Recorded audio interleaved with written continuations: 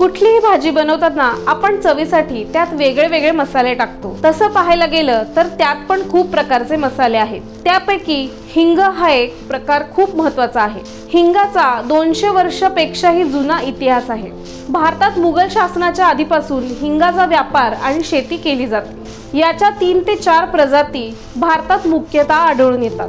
हजारो वर्षांपासून भारतीयांच्या जेवणात हिंगाचा वापर होत आला आहे आणि जेवणाची चव वाढवत आहे। हिंगाचा तेज सुगंध हा खूप दूरपर्यंत येतो। याला संस्कृतमध्ये हिंगू असेही म्हणले जाते आणि इंग्लिशमध्ये ॲसाफोटिडा असेही म्हणले जाते। तसेच चीनमध्ये हिंगापासून औषधी बनवली जाते। आपले जेवण चविष्ट बनवणारी हिंग ही बनते कशी आणि कुठल्या फॅक्टरीमध्ये आणि कोणत्या झाडावरती येते, हिंग एवढी महाग का आहे आणि याची शेती कशी केली जाते, हिंग म्हणजे नेमकं आहे काय, ते एखाद्या झाडाचं मूळ, फांदी, खोड किंवा फूल अथवा फळ आहे का?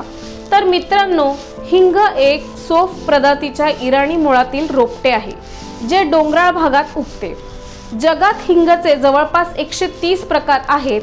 त्यापैकी भारतात 3 ते 4 प्रकारची हिंगेची शेती केली जाते। हिंगाच्या झाडाचे नाव पेरुला असे आहे, जे की सोफ झाडाच्या श्रेणीमध्ये येते। याची उंची ही जवळपास 3 मीटर एवढी होत असते। यात पिवळ्या रंगाची फुले येत असतात, जे लांबून पाहिल्यावर मोहरीच्या झाडासारखे दिसते। हिंग हे झाडावरती येत नाही किंवा याच्या झाडाला कुठलेही फूल येत नाही। हिंग ही त्या झाडाच्या मुळापासून आणि खोडापासून बनते, म्हणून काही लोक याला गाजर आणि मुळा यांच्या श्रेणीमध्ये ठेवतात। आता जाणून घेऊया हिंगाच्या शेतीबद्दल। हिंग लावताना आणि हिंग बनवताना खूप जास्त पेशन्स लागतात, कारण या झाडाला तयार व्हायला 4 ते 5 वर्षांचा कालावधी लागतो। या रोपाला दिवसातून 1 ते 2 तास ऊन पुरेसे आहे। खोडापासून हिंग काढण्याची प्रक्रिया ही थोडी अवघड असते। सुरुवातीला खोडावरती एक चाकूने एक चीर मारली जाते। काही दिवसांनी त्या जागेतून दुधासारखा पांढरा पदार्थ बाहेर येतो। हवेच्या संपर्कात येऊन तो पदार्थ डिंकासारखा चिकट होतो। त्याला गोळा करून घेतले की तुमचा हिंग तयार झाला। खोडापेक्षा जास्त हिंग ही मुळापासून निघते। जास्त हिंग काढण्यासाठी झाडालाच उपटून काढले जाते आणि त्या मुळाचे बारीक बारीक तुकडे केले जातात। नंतर ज्या ठिकाणी कापले गेले आहे त्या ठिकाणी पांढऱ्या रंगाचे पदार्थ बाहेर येऊन ते सुकल्यावर त्यांचा रंग हलका भुरा होतो। आता पुढे याचे हिंग बनवण्यासाठी याला पारंपरिक पद्धतीने म्हणजेच हातोडा किंवा दगडाने बारीक करण्यात येते। बाजारात मिळणाऱ्या हिंगामध्ये तांदळाचे पीठ किंवा मैदा मिक्स करून विकले जाते।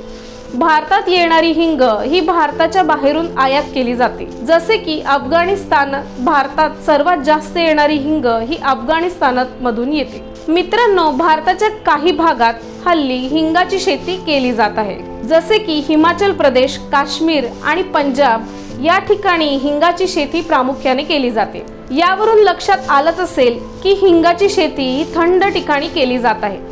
यासाठी 20 ते 25 डिग्री एवढे तापमान योग्य आहे। या शेतीची माहिती बघून जाणवतं की या शेतीमध्ये घाटा हा खूप कमी प्रमाणात आहे।